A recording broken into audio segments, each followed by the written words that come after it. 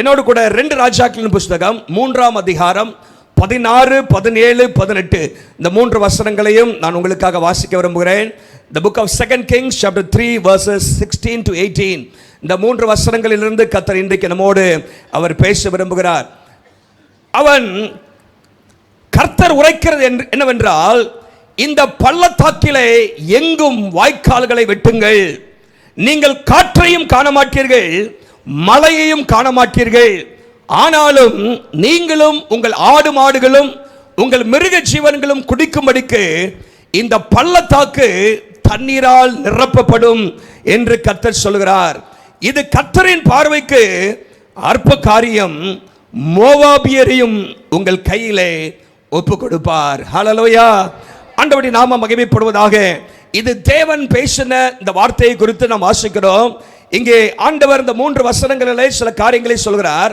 இந்த பள்ளத்தாக்கு எங்கும் வாய்க்கால்களை வெட்டுங்கள், அப்பொழுது இந்த பள்ளத்தாக்கு தண்ணீரால் நிரப்பப்படும். இது கர்த்தரின் பார்வைக்கு அற்ப காரியம் என்று எலிசா தீர்க்கதரிசி மூலமாக கர்த்தர் பேசின வார்த்தையை நாம் இங்கே வாசிக்கிறோம். ஆண்டவருடைய நாமம் மகிமைப்படுவதாக. இந்த வருஷத்தின் மையத்தில் வந்திருக்கிற, விசேஷமாக இந்த 7ஆம் மாதத்தின் முதல் நாள் வந்திருக்கிற நம்மோடு ஆண்டவர் பேசுகிற காரியம், என்னுடைய செய்தியின் தலைப்பாக நான் சொல்ல விரும்புகிறேன். dig ditches to see a miracle. அற்புதத்தை காண வாய்க்கால்களை வெட்டுங்கள். அற்புதத்தை காண வாய்க்கால்களை வெட்டுங்கள். dig ditches to see a miracle என்று சொல்லி ஆண்டவர் இன்றைக்கு நம்மோடு பேசுகிறார். ஆண்டவர் அற்புதத்தை செய்ய ஆயத்தமாக இருக்கிறார். ஆனால் நாம் அதற்காக சில காரியத்தை செய்ய வேண்டும் என்று கர்த்தர் எதிர்பார்க்கிறார். அல்லேலூயா. ஆண்டவர் இங்கே உடனடியாக நான் உங்களுக்கு ஒரு அற்புதத்தை செய்ய போகிறேன் என்று நேரடியாக சொல்லவில்லை. இங்கே ஆண்டவர் சொல்கிறார், இந்த பள்ளத்தாக்கு எங்கும் வாய்க்கால்களை வெட்டுங்கள், அப்பொழுது அல்லேலூயா நீங்கள் காற்றையும் காண மாட்டீர்கள், மழையும் காண மாட்டீர்கள். ஆனாலும் இந்த பள்ளத்தாக்கை தண்ணீரால் நிரப்ப என்னாலே முடியும். இது என்னுடைய பார்வையில் அற்ப காரியம் என்று ஆண்டவர் சொல்லுகிறத நம்ம பார்க்கிறோம். ஆண்டவருடைய நாமம் மகிமைப்படுவதாக. இந்த சம்பவத்தை சொல்வதற்கு முன்பாக இந்த அதிகாரத்தின் ஆரம்பத்திலிருந்து அதனுடைய பின்னணியை குறித்து நாம் வாசிக்கிறோம். இந்த அதிகாரத்தை நீங்கள் 3ஆக பிரித்தால், முதல் பகுதியிலே இங்கே ஒரு பிரச்சனையிலே சிலர் மாட்டிக்கொண்டிருக்கிறார்கள். the mess they were in. அவர்கள் ஒரு பிரச்சனைக்குள்ளாக, ஒரு கஷ்டத்துக்குள்ளாக மாட்டிக்கொண்டிருக்கிறார்கள். அந்த கஷ்டத்தினுடைய காரணம் என்ன அப்படின்னு அங்கே போடப்பட்டிருக்கிறது. இரண்டாவதாக, the message they receive from God.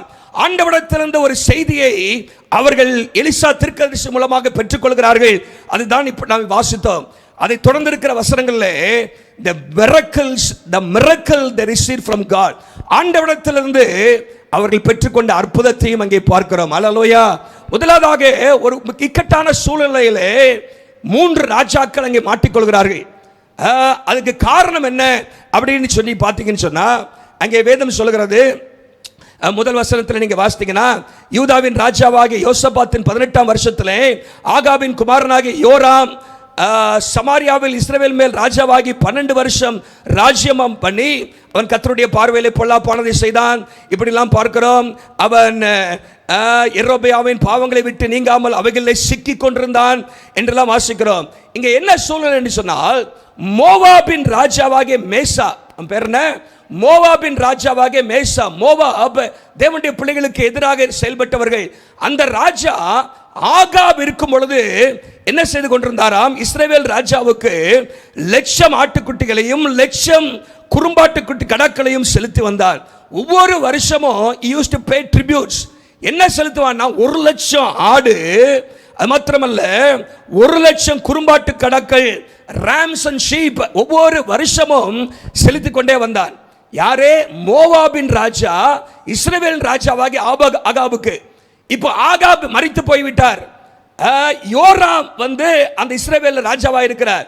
இப்படி வந்தோடனே எப்போ ஆகாப் தான் மரிச்சு போயிட்டாரு, ஏன் வருஷம் 1,00,000 ஆடு 1,00,000 கடா எதுக்கு நம்ம கொடுக்கணும் அப்படின்னு நிப்பாட்டிட்டாங்க. அந்த கொடுக்கறத நிப்பாட்டுறது மாத்திரமல்ல, இஸ்ரவேலின் ராஜாவுக்கு விரோதமாக கலகம் பண்ணினான் என்று சொல்லி 5ஆம் வசனத்தில் வாசிக்கிறோம். he started to rebel against the king of Israel என்று சொல்லி அங்கே போடப்பட்டிருக்கிறது. அப்போ என்னடா, வர வேண்டிய வருமானமும் போயிடுச்சு, பிரச்சனையும் கொடுக்குறான் அப்படின்னு சொல்லி இந்த இஸ்ரவேலின் ராஜாவாகிய யோராம் என்ன செய்யறான்னா, இப்போ இவங்களை போய் என்ன பண்ணோம், நம்ம ஒரு வழி பண்ணி திரும்பமாக அந்த வருமானம் வர்றதுக்கு நம்ம கொஞ்சம் மிரட்டி வச்சாதான், இல்லாட்டி கொஞ்சம் யுத்தம் பண்ணி ஏதாவது பண்ணாதான் அவங்க தர வேண்டியதை தருவானுங்கன்னு சொல்லி என்ன செய்கிறான் என்று சொன்னால், இஸ்ரவேலின் ராஜா, யூதாவின் ராஜா, இஸ்ரவேல் என்று சொன்னால் வடக்கு ராஜ்யம், யூதா என்று சொன்னால் தெற்கு ராஜ்யம். தெற்கு ராஜ்யத்தில் இருக்கிற ஒரு ராஜா, ஒரு நல்ல ராஜா யோசபாத். அந்த யோசபாத்திட்ட போய் கேட்குறான், போமா நம்ம யுத்தத்துக்கு போமா நீ. அவன் சொல்றான், நான் தான் நீ தான் நான் அப்படின்னு சொல்லி கூட்டிட்டு அவனை வாரேன்னு சொல்றான். எந்த வழியாய் போவோம் என்று கேட்ட பொழுது, ஏதோம் வனாந்திர வழியாக போகலாம். ஏதோம் ஒன்று அது கீழே இருக்கிறது. நீங்க பார்த்தீங்கன்னா சவுத் ஈஸ்ட்ல கீழே இருக்கிறது பார்க்கிறோம். நீங்க மேப்ல பார்த்தீங்கன்னா தெரியும். ஏதோம் அவர்களும் தேவனுடைய பிள்ளைகளுக்கு விரோதமானவர்கள் தான், ஆனால் அந்த வழியாக போகும் என்று சொல்லி அவர்கள் புறப்பட்டு போகிறார்கள். அங்க போற வழியில் ஏதோமின் ராஜாவையும் கூட்டிக்கிட்டான். ஏதோமின் ராஜாவையும் கூட்டிக்கிட்டு போகிற பார்க்கிறோம். அவர்கள் 3 பேரும் மோவாபுக்கு எதிராக போகிறார்கள். சுத்தி சுத்தி வனாந்திரத்தில் வராங்க. போற வழியில் என்ன ஆயிடுச்சு அப்படின்னா, இராணுவத்துக்கும் மிருக ஜீவன்களுக்கும் தண்ணி இல்லாம போச்சு. வனாந்திரத்தில் தண்ணி பத்தல. இப்போ யுத்தம் பண்ண போறாங்க, தண்ணி பத்தாம போய்விட்டது. என்ன செய்வது? தண்ணி இல்லாம வனாந்திரத்தில் மடிந்து விடுவோமே, இப்படிப்பட்ட ஒரு இக்கட்டான சூழ்நிலை மாட்டிக்கிட்டோமே, நம்முடைய இராணுவத்தார் எல்லாரும் மடிந்து விடுவார்களே, எல்லாரும் இப்படி பிரச்சனையில் மாட்டிக்கிட்டோமே என்று சொல்லி அவர்கள் ஒரு பிரச்சனையில மாட்டிக்கொண்ட பிற்பாடுதான் அங்கே கர்த்தரை தேடி வருகிறார்கள். நல்லா கவனிங்க, இந்த பிரச்சனைக்கு காரணம் என்னன்னு சொன்னா, நம்பர் 1, அவருடைய ஆம்பிஷன் வாஸ் ராங். அவருடைய குறிக்கோள், லட்சியம் தவறானது. மோவாபுக்கு விரோதமாக யுத்தம் பண்ணி அந்த தேசத்தை ஜெயித்து கர்த்தருக்கு மகிமையை கொண்டு வர வேண்டும் என்கிற அந்த நோக்கத்தோடு போகாமல் அவர்கள் சுய லாபத்திற்காக அவர்கள் புறப்பட்டு போகிறதை பார்க்கிறோம். for the gain of man, not for the glory of God. ஆண்டவருடைய நாம மகிமைக்காக அவர்கள் செல்லவில்லை, தங்களுடைய சுய லாபத்திற்காக அவர்கள் என்ன செய்கிறார்கள், அங்கே புறப்பட்டு போகிறதை நம்ம பார்க்கிறோம். நம்முடைய வாழ்க்கையில சில காரியங்களை தேவனுடைய நாம மகிமைக்காக செய்யாதபடிக்கு சுயத்திற்காக சுய லாபத்திற்காக நாம் செய்யும் பொழுது பிரச்சனையிலே மாட்டிக்கொள்கிறோம். இரண்டாவதாக, not only their ambition was wrong, their alliance was also wrong. அவங்க சேர்க்கையும் தப்பு. பாருங்க, யார் யார் சேர்ந்துக்கிறான் அப்படின்னு சொன்னா, இஸ்ரவேல் ராஜா சேர்ந்துக்கிறான். இஸ்ரவேல் ராஜா, யூதாவின் ராஜா, ஏதோமின் ராஜா, இந்த 3 ராஜாக்களும் சேர்ந்துக்கிறானுங்க. இதுல ஒரே ஒரு ஆள் தான் நல்ல மனுஷன், ஆவிக்குரிய மனுஷன். யாரு? யோசபாத், யூதாவின் ராஜா. அங்கே இஸ்ரவேல் ராஜாவை குறித்து அங்கே போடப்பட்டிருக்கிறது 2ஆம் வசனத்திலும் 3ஆம் வசனத்திலும். அவன் தேவனை அறிந்த ஒரு மனுஷனாக இருந்தாலும் அவன் கர்த்தரின் பார்வைக்கு பொல்லாப்பானதை செய்தான். அது மாத்திரமல்ல, யெரொபெயாமின் பாவங்களிலே சிக்கி கொண்டிருந்தான் என்று வாசிக்கிறோம். ஆகவே இவன் பார்த்தீங்கன்னா பாவத்திலே சிக்கி இருக்கிற ஒரு மனுஷன். இன்னொரு மனுஷன் பார்த்தீங்கன்னா தேவனை அறியாத ஒரு ராஜா ஏதோம். இந்த 3 பேரையும் சேர்த்துக்கிட்டே எப்படி சொல்லலாம், ஒரு ஸ்பிரிச்சுவல் மேன் இருக்கிறான், ஒரு கார்னல் மேன் இருக்கிறான், ஒரு நேச்சுரல் மேன். அப்போஸ்தலனாகிய பவுல் 1 கொரிந்தியர் 2ஆம் அதிகாரத்தில் சொல்றாருல்ல, ஆவிக்குரியவன் மாம்சத்துக்குரியவன் என்னமாக லௌகீக மனுஷன் என்று சொல்கிறார். ஆகவே இந்த 3 பேரை சேர்ந்துக்கிட்டானுங்க. பாருங்க, தேவனை அறிந்த ஒரு மனுஷன், நன்றாக கர்த்தரை தேடின ஒரு மனுஷன், அவன் போய் எங்க சேர்ந்துக்கிட்டான்? இஸ்ரவேல் ராஜாவோட சேர்ந்துக்கிட்டான். அவன் கூட யார் சேர்ந்துட்டான்? ஏதோமின் ராஜா. சேர்க்கை சரியில்லை. நம்முடைய வாழ்க்கையில சேர்க்கை சரியினாலும் எங்கேயா பிரச்சனையில போய் மாட்டிக்குவோம். அல்லேலூயா. நோக்கம் சரியினாலும் பிரச்சனை வரும், சேர்க்கை சரியினாலும் என்ன வரும்? வாழ்க்கையில பிரச்சனைகள் வரும். The alliance was wrong, the ambition was wrong. Not only that, அது மாத்திரம் இல்ல, அவருடைய அசம்ஷனும் ராங். என்னன்னா, ஆண்டவரே கேட்கல. இவங்க, ஆண்டவரே நாங்கள் இப்போ போகிறோம், எந்த பக்கம் போகிறது, எப்படி போகிறது, என்ன செய்கிறது ஒன்றுமே கேட்காம இவங்களுக்குள்ளே பிளான் பண்ணிக்கிட்டு என்ன கேட்குறாங்க, எந்த வழியாய் போவோம் என்று அங்கே கேட்டதற்கு ஏதோ வழியா என்று சொல்லி 2 பேர் பேசிக்கிறாங்க. அப்போ 3 பேரும் சேர்ந்து கொள்கிறார்கள் என்று சொல்லி பார்க்கிறோம். நீங்கள் வேதத்தில் நீங்கள் வாசிக்கும் பொழுது 10ஆம் வசனத்தில் இஸ்ரவேலின் ராஜா, இல்லை அதுக்கு முந்தின வசனத்தில் 9ஆம் வசனத்தில் இஸ்ரவேலின் ராஜா, யூதாவின் ராஜா, ஏதோமின் ராஜா 3 பேரும் சேர்ந்து போகிறார்கள். இந்த சேர்க்கை தப்பு, நோக்கம் தப்பு. மூன்றாவதாக அவருடைய அசம்ஷன் என்று சொன்னால் அவங்க நினைப்பும் தப்பு. ஹல்லேலூயா. அவருடைய அனுமானமும் தப்பு. என்ன நினைச்சிட்டாங்க, நம்ம போனா கர்த்தர் நம்ம ஆசீர்வதிச்சிடுவாரு அப்படின்னு நினைச்சிட்டாங்க. கர்த்தர்கிட்ட ஆலோசனை கேட்கல, கர்த்தரிடத்தில் வழிநடத்துதல கேட்கல, போவோமானி ஒண்ணுமே கேட்கல, எந்த வழியில போகணும்னு கேட்கல, ஆண்டவரே போனா எங்களுக்கு ஜெயம் தருவீரா ஒண்ணுமே கேட்கல.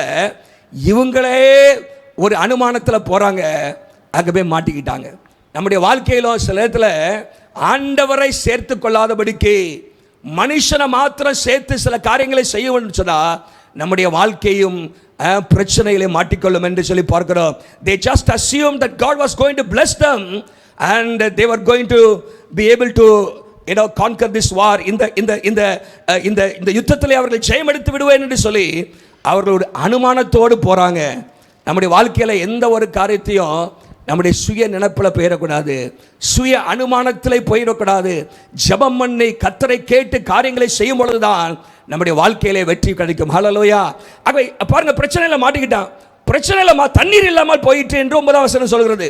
10ஆம் வசனத்தில் பார்த்தீங்கன்னா இவங்களே திட்டம் போட்டு இவங்களே சேர்ந்துக்கிட்டு இப்போ யார் மேலே பழிய போடுறாங்கன்னா இஸ்ரவேல் ராஜா சொல்ல, ஐயோ இந்த 3 ராஜாக்களையும் கர்த்தர் மோவாபியரின் கையில் ஒப்பு கொடுக்க வரவழைத்தாரே. கர்த்தரா வரவழைச்சாரு. இப்போ யார் மேலே குற்றத்தை போடுறாங்க? பிளேம கர்த்தர் மேலே.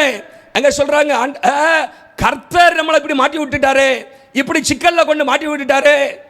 நிறைய நேரத்தில் நம்முடைய வாழ்க்கையில நம்மளே ஒரு திட்டத்தை போட்டு நம்மளே தவறான நோக்கத்தில் உள்ள போய் நம்மளே தகாத சேர்க்கையில சேர்ந்து பிரச்சனையில் மாட்டிக்கிட்டு, ஆண்டவரே பிரச்சனையில் மாட்டிக்கிட்டோமே, என்ன ஆண்டவரே இப்படி விட்டுட்டீரு.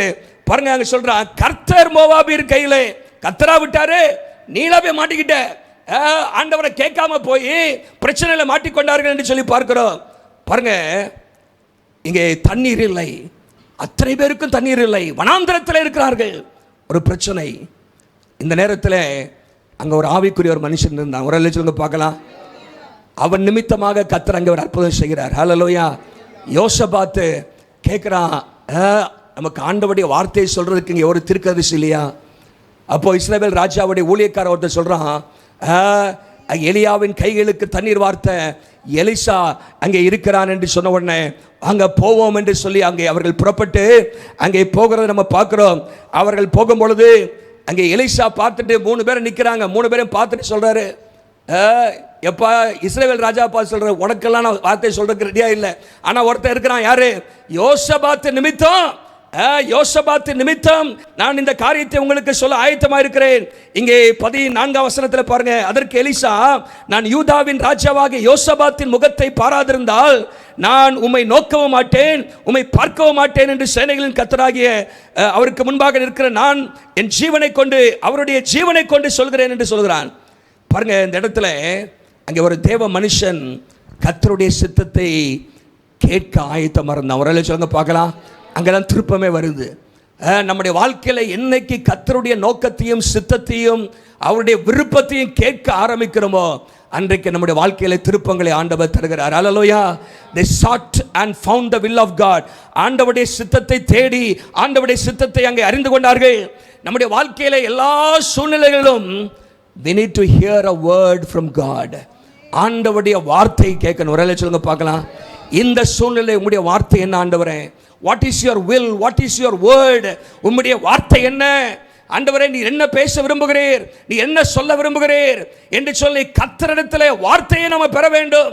நம்முடைய வாழ்க்கையில் ஒவ்வொரு தீர்மானத்திலும் ஒவ்வொரு படியை நம்ம முன்னேறும் பொழுதும் ஆண்டவரே நான் என்ன செய்ய வேண்டும் பேசும் என்று சொல்லி நம்ம முன்பாக போகும்போது கர்த்தர் நமக்கு சரியான வார்த்தைகளை தருகிறார். ஹல்லேலூயா. We need a word from God. அங்கே யோசபாத் ஆண்டவருடைய வார்த்தையை நம்ம கேட்போம். பிரச்சனையில மாட்டிக்கிட்டோம், ஆண்டவருடைய வார்த்தையை கேட்போம். ஆண்டவர் நமக்கு என்ன சொல்ல போகிறார், அந்த வார்த்தையை கேட்கலாட்டு நம்ம எல்லாம் சாக வேண்டியதான் அப்படிங்கிற ஒரு சூழ்நிலை வரும்பொழுது அவன் கர்த்தருடைய வார்த்தையை கேட்க போகிறான். இப்போ எலிசா கர்த்தருடைய வார்த்தையை கொடுக்க ஆயத்தமா இருக்கிறான். அப்பொழுது சொல்கிறான், சுரமண்ட வார்த்தையக்காரனை கொண்டு வாங்க. சுரமண்டல வார்த்தையக்காரன் வந்து வாசித்த பொழுது கர்த்தருடைய கரம் அங்கே இறங்கிற்று. ஹல்லேலூயா. பாருங்க, praise and worship creates an atmosphere for God's word to come. Hallelujah. நம்ம துதித்து ஆராதிக்கும் பொழுது ஆண்டவரை மகிமைப்படுத்தும் பொழுது கர்த்தருடைய வார்த்தை வெளிப்படுவதற்கான ஒரு வழியை நம்ம உண்டாக்கி கொடுக்கிறோம். ஆண்டவர் அங்கே பேச ஆரம்பிக்கிறார் என்று சொல்லி பார்க்கிறோம். கர்த்தருடைய கரம் வந்த பொழுது பாருங்க, இப்போ நம்ம முதல் பகுதியை சொன்னேன், the mess they were in. அவருடைய வாழ்க்கையிலே அவர்கள் அகப்பட்டு கொண்ட ஒரு பிரச்சனை, அவர்களுடைய தவறான தீர்மானத்தின் மூலமாக, தவறான அனுமானத்தின் மூலமாக, தவறான சேர்க்கையின் மூலமாக அவர்கள் மாட்டிக்கொண்ட அந்த பிரச்சனையிலே இப்ப கர்த்தர் பேசுகிறார். ஒரே சொல்லுங்க பார்க்கலாம். இதுதான் நம்ம பார்க்க போறோம். நல்லா கவனமா கேளுங்க. இப்போ ஆண்டவர் சொல்றாரு, இந்த பள்ளத்தாக்கிலே எங்கும் வாய்க்கால்களை வெட்டுங்கள். இப்போ அவங்களுக்கு என்ன தேவை? they were in desperate need for water. அவர்கள் தண்ணீர் அவர்களுக்கு தேவை. மிகவும் நெருக்கமானது, தண்ணீர் இல்லை, வனாந்திரத்திலே தாகம் எடுத்துக் கொண்டிருக்கிறது. அவர்களுக்கு, ராஜாக்களுக்கு மாத்திரமல்ல, அங்கே ஆடு மாடுகள் மிருக ஜீவன்கள் என்னமாக இராணுவத்தில் இருக்கிற எல்லாருக்கும் தண்ணீர் தேவை. தவித்துக் கொண்டிருக்கிறார்கள். வனாந்திரத்தில் எங்கே தண்ணீருக்கு போவது? இப்போ ஆண்டவர் சொல்றாரு, நான் தண்ணியை தருவேன் அப்படிங்கிறார். ஹல்லேலூயா. காற்றையும் பார்க்க மாட்டீங்க, மழையும் வராது, ஆனா தண்ணி தருவேன் அப்படிங்கிறார். ஆனா நீங்க ஒன்று செய்யணும். ஒரு எல்லாம் சொல்லுங்க பார்க்கலாம். இன்னைக்கு வரப்போகிற நாட்களில் ஆண்டவர் சொல்லுகிற காரியம், இந்த வருஷத்தின் முதலாவது நாளில் கர்த்தர் நம்மோடு பேசினார், நான் உங்களை அதிசயங்களை காண பண்ணுவேன் என்று சொல்லி. இந்த வருஷத்தின் நடுவில் இன்றைக்கு ஆண்டவர் மறுபடியும் நமக்கு பேசுகிறார், நான் உங்களை அதிசயங்களை காண பண்ணுவேன், ஆனால் நீங்கள் வாய்க்கால்களை வெட்ட வேண்டும். ஒரு எல்லாம் சொல்லுங்க பார்க்கலாம். வாய்க்கால்களை வெட்ட வேண்டும். You have to dig the ditches. நீங்கள் வாய்க்கால்களை வெட்ட வேண்டும் என்று கர்த்தர் இங்கே சொல்கிறத நம்ம பார்க்கிறோம். Before God sends the blessing, ஆண்டவர் ஒரு ஆசீர்வாதத்தை நமக்கு தருவதற்கு முன்பாக he asks us to prepare. நாம் அதற்கு ஆயத்தப்பட வேண்டும் என்று சொல்கிறார். நாம் விசுவாசத்தோடு ஆயத்தப்பட வேண்டும் என்று ஆண்டவர் இங்கே சொல்ல நம்ம பார்க்கிறோம். இன்றைக்கு digging the ditches, இந்த வாய்க்கால்களை வெட்டுவது என்றால் என்ன, அதை குறித்து ஒரு 4 காரியத்தை சொல்லி ஆண்டவர் செய்த அற்புதத்தை சொல்லி நான் முடிக்க விரும்புகிறேன். வாய்க்கால்களை ஆண்டவர் பேசுகிற வார்த்தை என்னவென்று சொன்னால், தேவ ஜனங்களுக்கு, அங்கே ராஜாக்களுக்கு ஆண்டவர் சொல்கிறார், வாய்க்கால்களை வெட்டுங்கள், வாய்க்கால்களை வெட்டுங்கள் என்று சொன்னால் என்ன? நம்பர் 1, டிவியில் பார்த்துக்கலாம் நீங்க. digging means, digging the ditches means preparing in faith. விசுவாசத்தோடு ஆயத்தப்படுதலை குறிக்கிறது. ஒரு அற்புதத்தை பெறுவதற்கு ஆண்டவர் விசுவாசத்தோடு ஆயத்தப்பட நம்மை பார்த்து இன்றைக்கு ஆண்டவர் சொல்கிறார். ஆண்டவர் தண்ணீர் தருவேன் என்று சொல்கிறார், ஆனால் நம்மை பார்த்து சொல்றாரு, வாய்க்கால வெட்டு. ஒரு வேளை சொல்லுங்க பார்க்கலாம். வாய்க்கால வெட்டு. அங்கே மழைக்கான அறிகுறி இருக்காது, அங்கே என்னது, எந்த ஒரு காற்றும் மழை ஒண்ணுமே இருக்காது, ஆனா தண்ணி தருவேன்னு சொல்றாரு. ஆனா நீ வாய்க்கால வெட்டணும் அப்படின்னு ஆண்டவர் அங்கே சொல்றாரு. கர்த்தருடைய வாக்குத்தத்தத்தை விசுவாசிப்போம் என்று சொன்னால் அவர் சொன்னதையும் நம்ம செய்யணும். ஒரு வேளை சொல்லுங்க பார்க்கலாம். விசுவாசிக்கிறேன்னு சொல்லிட்டு போகக்கூடாது. நம்ம அவர் சொன்னதை நம்ம செய்ய வேண்டும். வாய்க்கால்களை வெட்ட வேண்டும். In our spiritual life we have to prepare before the miracle shows up. நம்முடைய வாழ்க்கையிலே, நம்முடைய கண்களுக்கு முன்பாக அற்புதங்களை நாம் காண்பதற்கு முன்பாக நாம் வாய்க்கால்களை வெட்டி நாம் ஆயத்தமாக வேண்டும் என்று கர்த்தர் சொல்கிறார். அப்படின்னா என்ன சொல்லி அர்த்தம்? நம்ம சில காரியங்களை விசுவாசத்தோடு செய்ய ஆரம்பிக்க வேண்டும், ஆயத்தப்பட வேண்டும், ஜெபிக்க வேண்டும், இன்னும் அதிகமாக ஜெபிக்க வேண்டும். ஜெபம் என்கிற வாய்க்காலை நம்முடைய வாழ்க்கையில வெட்ட வேண்டும். வேதத்தை வாசிப்பது என்பதும் ஒரு வாய்க்கால்களை வெட்டுகிற அனுபவத்துக்கு சமமாயிருக்கிறது. உபவாசத்தை கூட்ட வேண்டும். இன்னும் மனம் திரும்பாத காரியத்திலிருந்து மனம் திரும்ப வேண்டும். மனம் திரும்பாத பட்சத்தில் ஆண்டவருடைய அற்புதத்தை நம்ம காண முடியாது. எந்தெந்த பகுதியிலே நாம் மனம் திரும்ப வேண்டி இருக்கிறதோ அதிலே மனம் திரும்ப வேண்டும். ஆகவே ஜெபிக்க வேண்டும், வேதத்தை வாசிக்க வேண்டும், உபவாசிக்க வேண்டும். இதெல்லாம் ஒண்ணுமே செய்ய மாட்டேன், ஆண்டவர் எனக்கு வாக்கு பண்ணிட்டாரு, அதிசயங்களை காணப்படுவேன்னு சொல்லிட்டாரு அப்படின்னா ஒன்றும் நடக்காது. ஹல்லேலூயா. வாய்க்கால வெட்டணும். சில காரியத்தை நீங்க செய்யணும்னு கர்த்தர் விரும்புகிறாரு. இன்னும் அதிகமாக ஜெபிக்க வேண்டும். வாழ்க்கையில, நம்முடைய வாழ்க்கையில ஆண்டவருடைய கரத்திலிருந்து இன்னும் பெரிய அற்புதங்களை பார்க்கணும்னு சொன்னா பெரிய காரியத்தை ஆண்டவருக்காக செய்யணும். ஹல்லேலூயா. ஒரு சின்ன வாய்க்காலை வெட்டினீங்கன்னா சின்ன அந்த அளவுக்கு தான் தண்ணி வந்து இறங்கும். உங்க வாழ்க்கையில வாய்க்கால் நீங்க என்ன போட்டுக்கன்னா, make the valleys full of ditches. எங்கெல்லாம் பார்க்குறீங்களோ அங்கெல்லாம் வாய்க்காலை வெட்டுங்க அப்படிங்கிறார். எங்கெல்லாம் வெட்டுறீங்களோ அங்கெல்லாம் தண்ணி வந்து தங்குங்கிறார், நிரம்பும் அப்படின்னு சொல்றாரு. ஹல்லேலூயா. அப்போ நம்மளால முடிந்த அளவுக்கு என்னெல்லாம் செய்ய முடியுமோ, உபவாச ஜெபங்களை கூட்ட வேண்டும், இன்னுமாக வேத வாசிப்பை கூட்ட வேண்டும், இன்னும் ஜெபத்தை கூட்ட வேண்டும், இன்னும் முழு மனதோடு உள்ளத்தின் ஆழத்திலிருந்து விட வேண்டிய காரியங்களை விட்டு இன்னும் ஆண்டவருக்கென்று ஆழமான அர்ப்பணத்திற்குள்ளாக போக வேண்டும், இன்னும் கர்த்தருடைய ஊழியத்திற்காக விதைக்க வேண்டும். ஹல்லேலூயா. பொருளாதார ஆசீர்வாதம் நம்முடைய வாழ்க்கையில் வர வேண்டும் என்று சொன்னால் சில காரியத்தை ஆண்டவருக்காக செய்ய வேண்டும், கொடுக்க வேண்டும். Giving and sowing in the ministry, இதெல்லாம் வாய்க்கால்களை வெட்டுவதற்கு அது அடையாளமாக இருக்கிறது. இன்னைக்கு ஆண்டவர் சொல்றாரு, இந்த வருஷத்தினுடைய மத்திய பகுதியில் 7வது மாசத்தில் ஆரம்பிக்கிறோம். இன்னைக்கு ஆண்டவர் சொல்கிற காரியம், எப்படிப்பட்ட வாய்க்கால்களை வெட்ட போகிறீங்க? ஆண்டவர் உங்களோடு பேசுகிற காரியம் என்ன? ஒவ்வொருடைய வாழ்க்கையிலும் கர்த்தர் பேச விரும்புகிறாரு. ஆகவே இங்கே கர்த்தர் எலிசா தீர்க்கதரிசி மூலமாக பேசின காரியம், அவர்களுடைய சூழ்நிலை, வாய்க்கால்களை வெட்டுங்கள். தண்ணீர் அங்கே தேவைப்பட்டது, அவர்கள் வாய்க்கால்களை வெட்ட வேண்டிய அவசியப்பட்டது. இன்றைக்கு நம்முடைய வாழ்க்கையிலே நாம் பெற வேண்டிய அற்புதத்திற்கு சில காரியங்களை ஆண்டவரிடத்தில் கேட்டு அதை செய்ய வேண்டும். ஆண்டவர் நம்மோடு பேசுகிற காரியத்தை கீழ்ப்படிய வேண்டும் என்று கர்த்தர் விரும்புகிறார். ரெண்டாவதாக நீங்கள் பார்த்தீங்கன்னா, வாய்க்கால்களை வெட்டுதல் எதை குறிக்கிறது? It means obedience without full understanding. Obedience without full understanding. புரியாவிட்டாலும் கீழ்ப்படியணும். ஒரு ஆளு சொல்லுங்க பார்க்கலாம். என்ன ஆண்டவரே, இங்கே வந்து வாய்க்காலை வெட்ட சொல்கிறீங்க, அதுவும் சொல்கிறீங்க காற்றும் காண மாட்டோம் மழையும் காண மாட்டேங்கிறீங்க.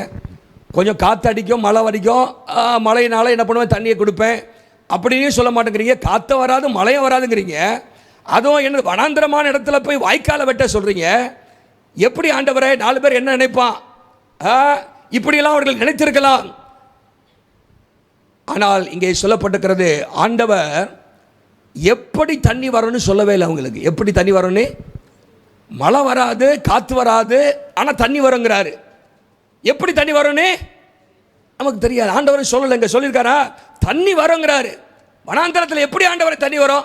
வரும்பா, நான் சொல்கிறத நீ செய். அல்லேலூயா.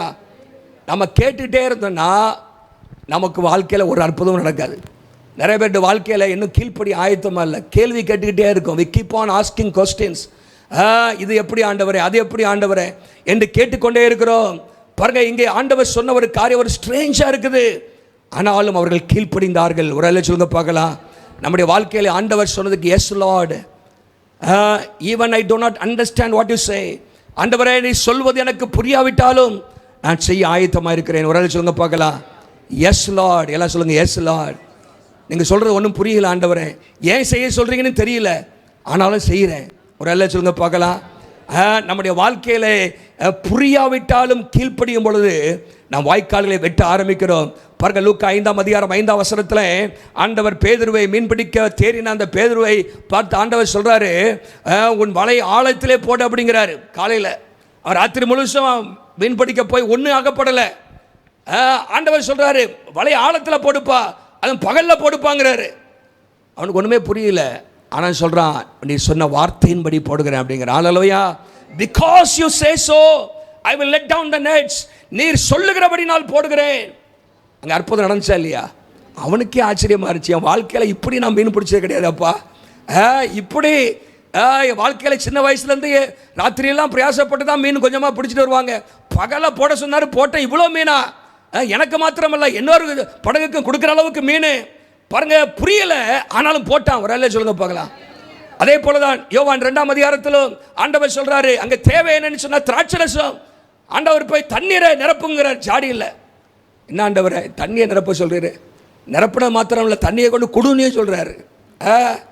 நம்மளாம் என்ன செஞ்சிருப்போம்? எப்போ அந்த பிரச்சனைக்கு நானே வரல, 4 பேர் நம்ம என்ன பேசுவோம் அப்படின்னு சொல்லி அது பிரச்சனையில் மாட்டிக்காமல் போற விரும்புவோம். ஆனால் they did not understand what God was saying. அவர்கள் சொன்னது, தேவன் சொன்னது அவர்களுக்கு புரியவில்லை. ஆனாலும் என்ன செஞ்சாங்க? கீழ்ப்படிந்தார்கள். இந்த இடத்துல ஆண்டவர் சொல்றாரு, வாய்க்கால்களை வெட்டுங்கள். பாருங்க, மூன்றாவதாக வாய்க்கால்களை வெட்டுவது என்பது making room for God's provision, making room for God's miracles. ஆண்டவர் செய்கிற அற்புதத்தையும் ஆசீர்வாதத்தையும் பெறுவதற்கு வழியை உண்டாக்கி கொடுக்கணும். ஒரு ஆளு சொல்லுங்க பார்க்கலாம். வழியை, making room for God's miracle. unless we make room, ஆண்டவர் செயல்படுவதற்கு நாம் இடம் கொடுக்க வேண்டும். ஆண்டவர் செயல்படுவதற்கு இடம் கொடுக்க வேண்டும். வாய்க்கால்களை வெட்ட உங்களால் முடியும், ஆனால் தண்ணீரை கொண்டு வர உங்களால் முடியாது. ஆகவே தண்ணீரை கொண்டு வருவதற்கு வாய்க்கால்களை வெட்டுவது அவசியமாக இருக்கிறது. no ditch means no capacity to hold the blessing. அங்கே வாய்க்கால்கள் வெட்டப்பட வேண்டியிருந்துச்சு தண்ணீரை தேங்க வைப்பதற்காக. if they had not dug, the water would not have come and gone. அங்கே வாய்க்கால்களை வெட்டாமல் இருந்திருப்பார்கள் சொன்னால் தண்ணி வந்து நின்றிருக்காது, அவர்களுக்கு அது பிரயோஜனமாகவும் இருந்திருக்காது. பாருங்க, ஆண்டவர் சொல்றாரு, நாம் வழியை ஆயத்தமாக்க வேண்டும். ஆண்டவர் கிரியை செய்வதற்கு நம்முடைய ஆவிக்குரிய ஜீவியத்தில் நாம் வழியை உண்டாக்கி தர வேண்டும். ஒரு ஆளு சொல்லுங்க பார்க்கலாம். எப்படி மோர் ditches dug, more waters to hold. நம்ம எவ்வளவு வாய்க்கால்களை வெட்டுறோமோ அவ்வளவாக தண்ணீரை தேங்க வைக்க முடியும், அவ்வளவாக அங்கே அற்புதத்தை நம்ம காண முடியும். இன்னைக்கு ஆண்டவர் சொல்கிற சில காரியங்கள் இருக்குது. இன்னைக்கு ஆண்டவர் நம்மோடு பேசுகிற காரியங்கள்னா சில காரியத்தை ஆண்டவருக்காக செய்ய ஆயத்தமாகணும். ஹல்லேலூயா.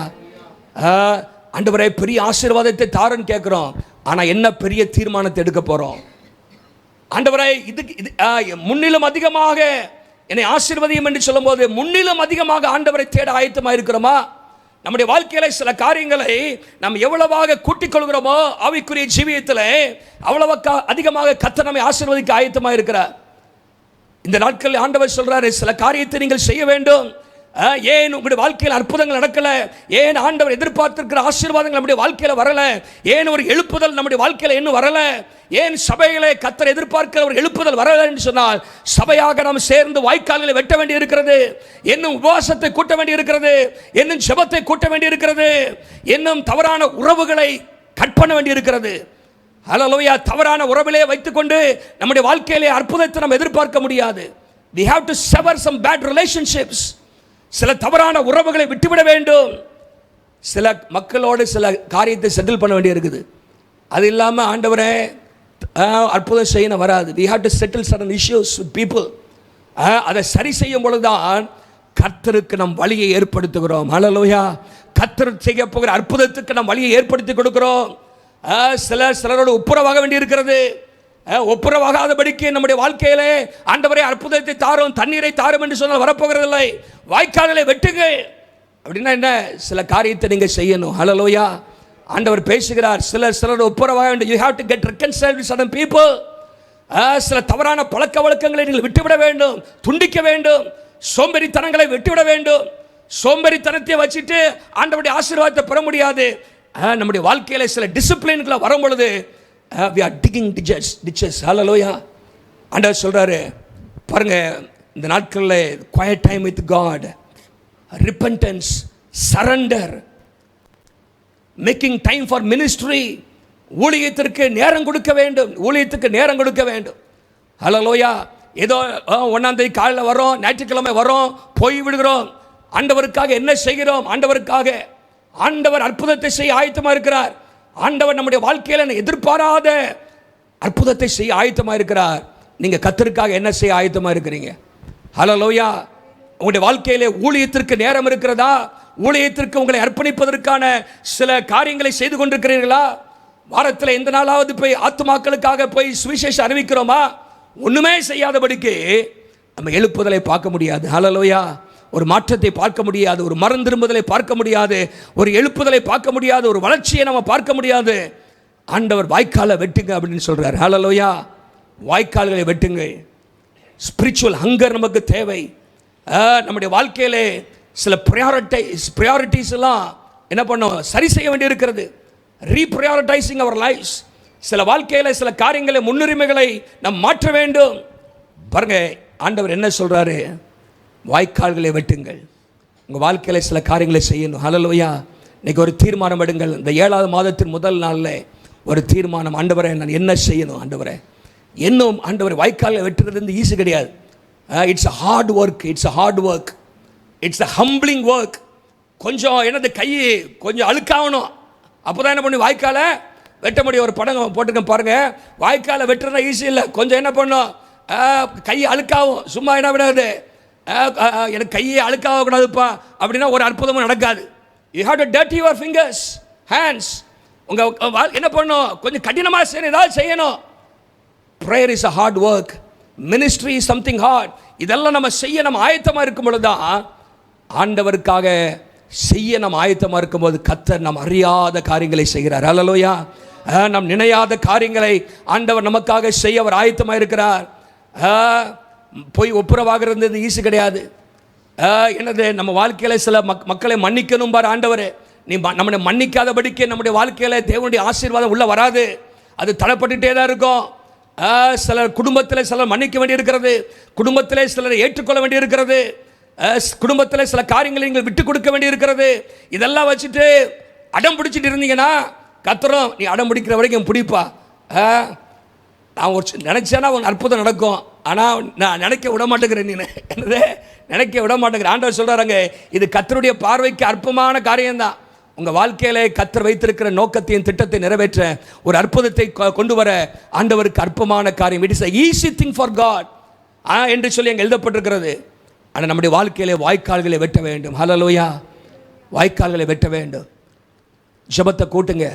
குடும்ப ஜெபம் ஆகிய வாய்க்கால்களை வெட்டணும்.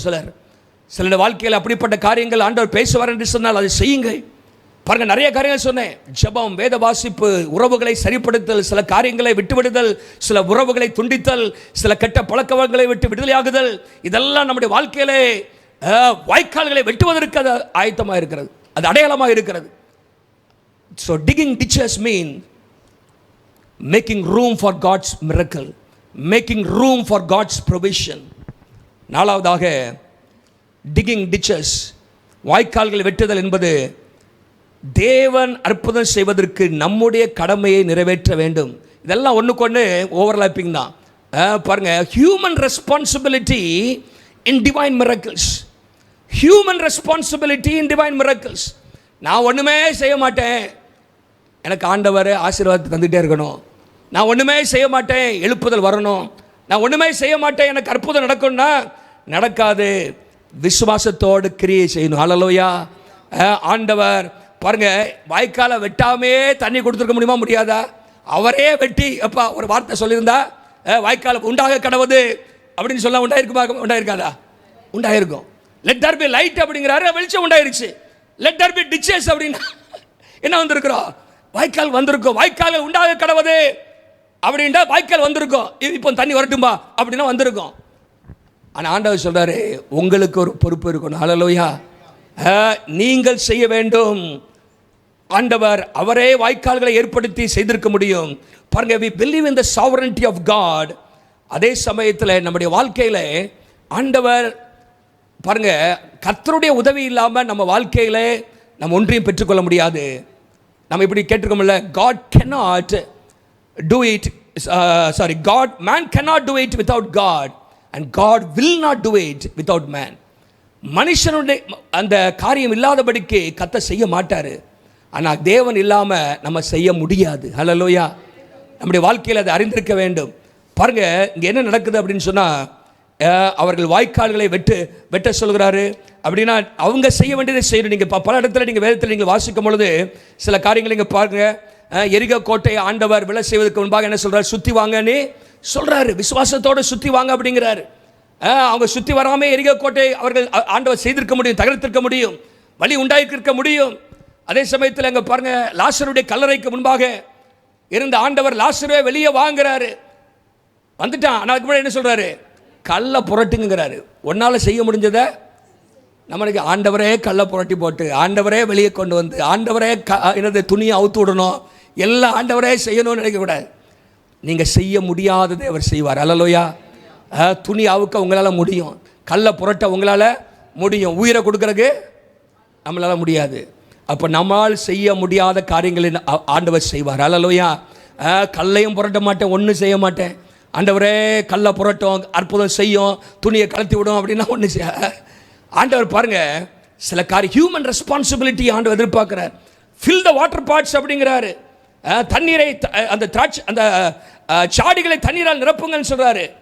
அதான் நீங்கள் செய்ய முடியும். தண்ணீரை திராட்சை ரசமாக மாற்ற நம்மளால் முடியாது, அது ஆண்டவர் செய்வார். ஹல்லேலூயா. இன்னைக்கு ஆண்டவர் சொல்லுகிற காரியம், கீப் டிகிங் த டிச்சஸ். இந்த வருஷத்தின் நடுவில் கர்த்தர் நம்மை பார்த்து சொல்லுகிற காரியம், வாய்க்கால்களை வெட்டுங்கள். ஹல்லேலூயா. ஆண்டவர் ஒவ்வொருத்தையும் பேசலாம். இங்கே எலியா மூலமாக கர்த்தருடைய வார்த்தை வந்தது. இன்றைக்கி ஏன் மூலமாக உங்களுக்கு கர்த்தருடைய வார்த்தை வருது. நீங்கள் தனிப்பட்ட விதத்தில் இன்றைக்கி ஜெபம் பண்ணும்போது கர்த்தர் உங்களோடு நேரடியாக பேசுவார். நான் என்ன செய்ய வேண்டும் என்று கேளுங்க. கர்த்தரிடத்தில் அற்புதத்தை பெற அந்த காரியத்தை செய்வீங்கன்னு சொன்னால் கர்த்தர் நிச்சயமாகவே செய்வார். Hallelujah. Even if you see no cloud, no rain, no sign, நீங்கள் ஒன்றுமே பார்க்கலாட்டாலும், அற்புதத்துக்கான அறிகுறியே இல்லாட்டாலும் நீங்கள் செய்ய வேண்டியது செஞ்சுக்கிட்டே இருங்க. விசுவாசத்தோடு செய்யுங்க. ஏற்ற வேலைகளை கர்த்தர் தம்முடைய வல்லமை விளங்க பண்ணுவார். ஆண்டவர் அற்புதத்தை ஆண்டவர் செய்வார். ஆண்டவர் சபையிலே செய்வார், எழுப்புதலை தருவார், தேவைகளை ஆண்டவர் சந்திப்பார். Keep on digging the teaches. நீங்கள் தொடர்ந்து செய்து கொண்டே இருங்கள். ஒரு தேவ மனுஷன் இப்படியாக சொல்றாரு, எனக்கு பிடிச்சிருந்துச்சு. Ticking is not glamorous, but it is glorious. Digging is not glamorous. வாய்க்காலை வெட்டுறது ரொம்ப நல்ல அழகாக இருக்குமா? அழுக்காவுன்னு சொன்னேன், கையக்கா கொஞ்சம் வேலை செய்யணும். It's not glamorous. அப்படின்னு என்ன சொல்கிறது தமிழில்? பார்க்கறதுக்கு என்னவா இருக்காது, கவர்ச்சியாக இருக்காது பார்க்கறதுக்கு. ஆனால் it's glorious. Hallelujah, it's glorious. கர்த்தர் பெரிய அது மகிமையானதாக மாற்றுவார். God fills what faith prepares. விசுவாசம் ஆயத்தப்படுத்துகிறதை ஆண்டவர் நிரப்புவார். ஒரே சொல்லுங்க பார்க்கலாம். God fills what faith prepares. விசுவாசத்தோடு கூட நாம் எதை ஆயத்தப்படுத்துகிறோமோ அதை ஆண்டவர் நிரப்புவார். ஹல்லேலூயா. நம்முடைய வாழ்க்கையை ஆயத்தப்படுத்துவோம், ஆண்டவர் அதை நிரப்புவார். ஆண்டவர் நம்முடைய வாழ்க்கையில் அற்புதங்களை ஆண்டவர் செய்வார். இங்க வேதம் சொல்கிறது, இது கர்த்தருடைய பார்வையிலே லேசான காரியம். ஹல்லேலூயா. அப்போ ஆண்டவருடைய வார்த்தை முதல்ல பார்த்தோம், there was a mess. அங்கே ஒரு பிரச்சனை, ஒரு சிக்கல் ஏற்பட்டது. அந்த சிக்கலுக்கான காரணம் சொன்னேன். இப்போ there is a message from God. ஆண்டவரிடத்திலிருந்து ஒரு செய்தி வருது. அந்த செய்தி என்னன்னா, ஆண்டவர் சொல்றாரு, வாய்க்காலை வெட்டு, நான் அற்புதம் செய்வேன். ஹல்லேலூயா. வாய்க்காலை வெட்டு, நான் அற்புதம் செய்வேன். ஆண்டவர் சொல்றாருங்க, இது என் கர்த்தருடைய என்னுடைய பார்வைக்கு அது அற்பமான காரியம். இப்போ என்ன நடந்துச்சு பாருங்க. அவர்கள் செய்த பிற்பாடு 20ஆம் வசனம் சொல்லுது, மறுநாள் காலமே பலி செலுத்தப்படும் நேரத்தில் பாருங்க, அவங்க அவ்வளவு சீக்கிரம் வெட்டியிருக்காங்க. ஒரு வச்சுங்க பார்க்கலாம். ஆண்டவரை நாளைக்கு வெட்டிக்குவோம் அப்படின்னு நினைக்கல. ஒருவேளை அந்த முந்தின நாள் 1ஆம் தேதி இன்னைக்கு சொல்றாருல, 1ஆம் தேதி அவங்க எல்லாம் எடுத்துட்டான், மம்பட்டி எடுத்துட்டான், எல்லாம் ஷவல்ஸ் எல்லாத்தையும் எடுத்துட்டு வெட்ட ஆரம்பிச்சுட்டானுங்க. ஒரு சொல்லுங்க பார்க்கலாம். இன்னைக்கு நினைப்பீங்க, வாய்க்காலில் வெட்டுங்கிறார் பாஸ்டர், அது வெட்டிக்கலாம், 10ஆம் தேதி மேலே வெட்டிக்கலாம், 5ஆம் தேதிக்கு மேலே வெட்டிக்கலாம் அப்படின்னா நாளைக்கு வர ஆசீர்வாதம் பெய்யும். ஹல்லேலூயா. நம்முடைய வாழ்க்கையில் டோன்ட் போஸ்ட்போன் காட்ஸ் வேர்ட். ஆண்டவர் கேட்கிறதை, பேசுகிற காரியத்தை நம்ம தாமதம் பண்ணக்கூடாது. ஹல்லேலூயா. பாருங்க, மறுநாள் காலமே அங்கே அற்புதம் நடக்குதுன்னா அன்னைக்கே அவர்கள் அங்கே ஆயத்தமாகி விட்டார்கள். என்ன நடக்குது? இதோ தண்ணீர் ஏதோம் தேசம் வழியாய் வந்ததினால் தேசம் தண்ணீரால் நிரம்பிற்று. பாருங்க, there was a miraculous supply. அற்புதமாக ஆண்டவர் தேவையை சந்தித்தார். நீங்க அங்க பார்க்கிறோம் 17ஆம் வசனத்துல, அங்கே காற்று வரல, மழை வரல, ஒன்றுமே இல்லை, கருமேகம் இல்லை. அங்கே எலியாவின் காலம், எலியா ஜெபம் பண்ணும்போது கையளவு மேகம் விடுகிறார். இங்க மேகத்தையும் காணோம், மழையும் காணோம், காத்தையும் காணோம். ஆண்டவர் பாருங்க, God bypasses natural laws to fulfill his promises. நம்முடைய வாழ்க்கையில தம்முடைய வாக்குத்தத்தத்தை நிறைவேற்றுவதற்கு அவர் சில நேரத்தில் இயற்கை விதிகளுமே தாண்டி செய்கிறார். ஹல்லேலூயா. அற்புதம்னா அதுதான். ஹல்லேலூயா.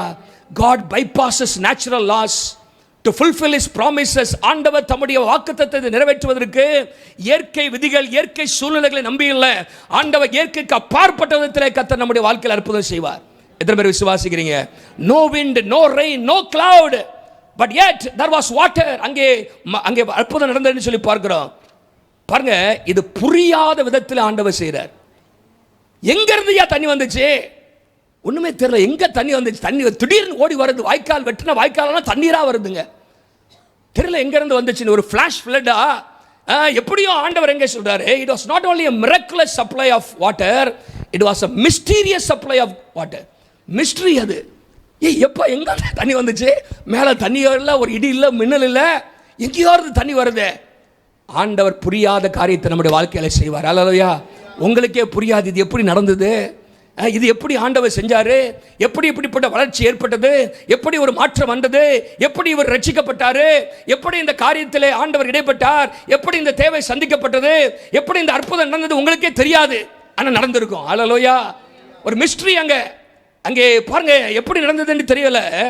அங்கே தண்ணீர் என்ன வந்துச்சு, அங்கே ஏராளமாக வந்துச்சுன்னு பார்க்குறோம். இப்போ எல்லாம் வாய்க்கால் எங்கெல்லாம் வெட்டி வச்சுருந்தாங்களோ அங்கெல்லாம் தண்ணி நிற்கிது. எல்லாம் ஆடு மாடு இராணுவத்தின் எல்லாம் பக்கம்னு குடிக்கிறானு. ஒரு பக்கம் ஒரு தேவை சந்திக்கப்பட்டுச்சு. எந்த ஒரு காரியத்தை ஆண்டவர் செய்கிறாரு.